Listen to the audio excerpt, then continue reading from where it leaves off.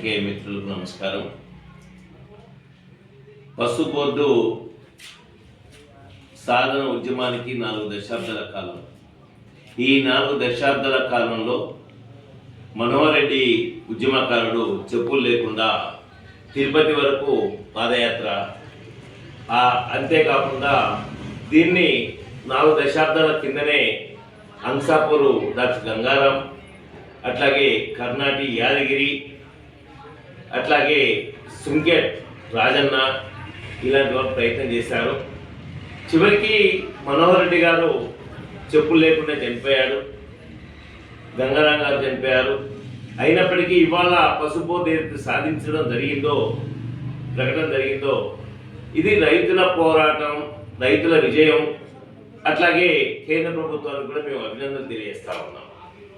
ఈ వెలుగులో, ఈ నేపథ్యంలో 2020-21 సంవత్సరానికి సంబంధించి ప్రధానంగా పసుపు బోర్డు వచ్చిందనే సంతోషం, సంబరాలు మాత్రం రైతుల్లో ఉన్నాయి, కాదనట్లేదు.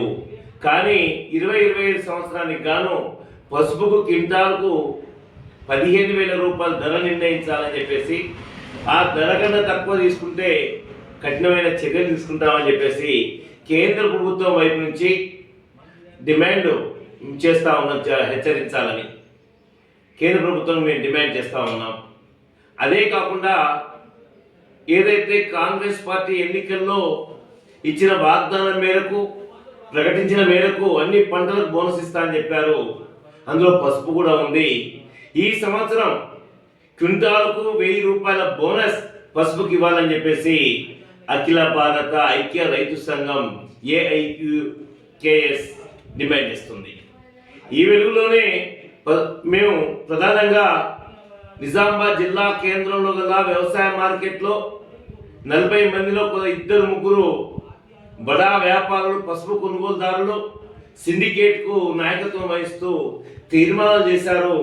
ఈ పోటీ పడొద్దు, ధరలు పెంచొద్దు అని చెప్పేసి దాన్ని మేము వ్యతిరేకిస్తూ ఉన్నాం. ఈ నేపథ్యంలో మేము ప్రధానంగా డిమాండ్ చేస్తూ ఉంది, ఏదైతే పసుపు మార్కెట్కు వచ్చే ముందు జిల్లా కలెక్టర్ గారు చొరవ తీసుకొని పసుపు రైతులకు అన్యాయం జరగకుండా ఉండాలని, ఈ చర్యలు తీసుకోకపోతే గతంలో జరిగే విధంగానే జరుగుతుందని చెప్పేసి కూడా గుర్తు చేస్తూ, ఏమైనప్పటికీ సాంగ్లీ ధరతో నిజామాబాద్ మార్కెట్కు 3,000 నుంచి 4,000 రూపాయల ధర తక్కువ ఉంటుంది ప్రతి సంవత్సరం. ఈ సంవత్సరం రాష్ట్ర ప్రభుత్వం, కేంద్ర ప్రభుత్వం జోక్యం చేసుకొని ఆ తేడా ఉండొద్దు, ఆ వ్యత్యాసం ఉండొద్దు, ఉండకుండా చర్యలు తీసుకోవాలని చెప్పేసి కోరుతూ పసుపు బోర్డు సాధించుకున్నాం. సంతోషం. పసుపు బోర్డు కోసం తిరిగిన మా రైతుల పైన, మా నాయకుల పైన, మా పైన కేసులు ఇవాళ కూడా కోర్టుల చుట్టూ తిరుగుతున్నాం.